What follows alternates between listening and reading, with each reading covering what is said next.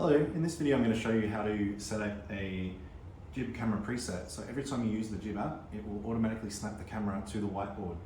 To begin, I'm going to open the control panel, go to camera controls, manual, click on advanced, and then I'm going to add a new camera preset. So it's very important that you name this preset JIBB, JIBB, and click save. Now that it's saved, I'm going to go into that actual preset and use the camera controls to zoom the camera in. And then I'm going to make sure that the whole writing surface fits inside that camera preview on the television screen. As soon as that's in the frame, I'm going to click save. And now I'm going to exit out of the control panel.